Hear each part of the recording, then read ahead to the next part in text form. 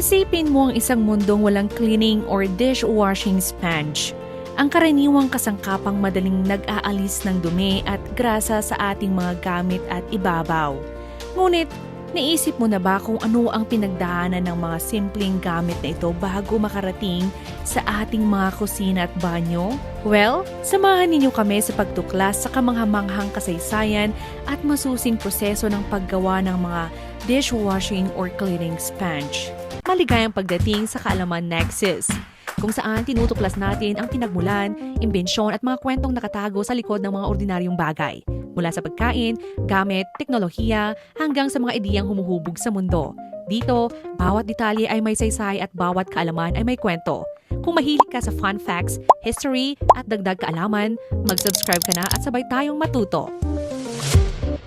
Ang kwento ng cleaning or dishwashing sponge ay nagsimula sa libu-libong taon ang nakalipas sa mga sinaunang kabihasnan ng Egypt at Greece, kung saan unang ginamit ang mga natural na sponge mula sa dagat para sa kalinisan at gawaing bahay. Noon, kinukuha ang mga sponge sa dagat or sea sponge mula sa kailaliman ng mga karagatan upang gamitin sa paglilinis. Dahil sa kakayahan netong sumipsip at mag-imbak ng tubig, naging mahalaga ito sa pagligo, paglinis at gawaing bahay. Ang mga sea sponge or mga sponge galing sa dagat ay mga organismo sa dagat na kabilang sa grupong Porifera.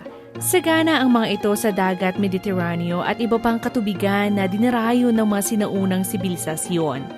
Sa sinaunang Egypt, napakahalaga ng kalinisan sa kultura at relihiyon. Sa sinaunang Egypt, napakahalaga ng kalinisan at kultura at relihiyon. Ang Nile River ay hindi lamang pinagmumulan ng irigasyon, kundi pati rin sa panligo at sanitasyon. Ipinapakita ng ebidensyang arkeolohikal na gumamit na ang mga Egyptian ng sea sponge or sponge galing sa dagat noong bandang 1500 BCE upang linisan at kuskusin ang kanilang mga balat. Ang mga sinaunang Griego naman ay lalo pang nagpasikat sa paggamit ng sponge. Ang kanilang mga paliguan na tinatawag na balenia ay sentro ng pakikisalamuha at personal na pag-aalaga. Dahil sa lambot at husay netong sumipsip ng tubig, naging mahalagang gamit ang sponge sa pagligo at paglilinis. Sa Egypt at Greece, mahirap ang pagkuha ng sponge. Ang mga maninisid ay gumagamit lamang ng simpleng kagamitan tulad ng mabibigat na bato at pagpigil ng hininga upang makakuha neto sa ilalim ng dagat. Matapos makuha, nililinis ng mabuti ang mga sponge upang alisin ang dumi at iba pang sangkap.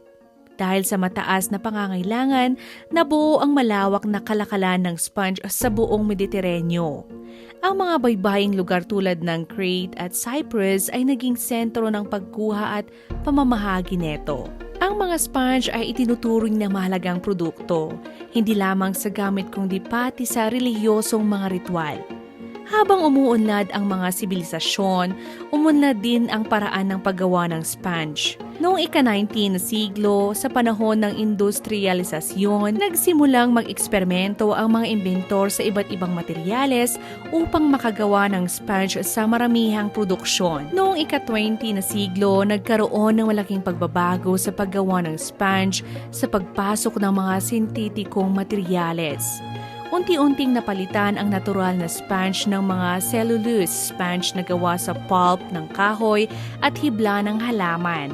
Mas matibay at mas mahusay sumipsip ang mga ito, kaya naging karaniwang gamit sa buong mundo. Ngayon naman, alamin natin ang proseso ng paggawa ng sponge. Nagsisimula ito sa maingat na pagpili ng hilaw na materyales. Kailangang pumasa ang mga ito sa mahigpit na pamantayan ng kalidad. Kung natural na sponge ang gagamitin, dumadaan ito sa masusing paglilinis at pagdidisinbekta. Ang mga sintetikong materyales naman ay ginagawang manipis na piraso o bloke para ihanda sa produksyon. Pagkatapos, hinuhubog ang mga ito ayon sa nais na laki at hugis gamit ang pagputol, pagdiin at pagmumold. Upang mapahusay ang pagsipsip ng tubig, nilalagyan ng espesyal na sangkap ang materyales. Kapag nahubog na, pinagdudugtong ang mga bahagi gamit ang pandikit o init upang maging matibay ang istruktura. Sa bawat yugto ng paggawa, may mahigpit na quality control upang masiguro ang tibay, husay sumipsip at magandang kalidad ng produkto. Sinusubok muna ang mga sponge bago ito ilabas sa merkado. Sa mga nagdaang taon, mas binibigyang diin ang pangangalaga sa kalinisan sa paggawa ng sponge. Maraming kumpanya ang gumagamit ng biodegradable at recycled materials upang mabawasan ang pinsala sa kapaligiran. Mula sa sinaunang Egypt at Greece hanggang sa makabagong panahon, ang pag-unlad ng sponge ay sumasailalim sa patuloy na paghahangad ng tao sa kalinisan at kahusayan. Ang simpleng gamit mula sa sea sponge or sponge galing sa dagat ay naging isang sopistikadong produktong gawa sa makabagong teknolohiya. Habang binabalikan natin ang kasaysayan neto, naaalala natin ang katalinuhan at kasipagan ng ating mga ninuno. Ang paglipat sa sintetikong materyales noong ika-19 na siglo ay nagbigay daan sa malawakang produksyon. Ngunit kasabay ng pag-unlad, naroon din ang epekto sa kalikasan. Ang labis na paggamit ng hindi nabubulok na materyales at pagtatapon ng single-use sponge ay nagdudulot ng polusyon.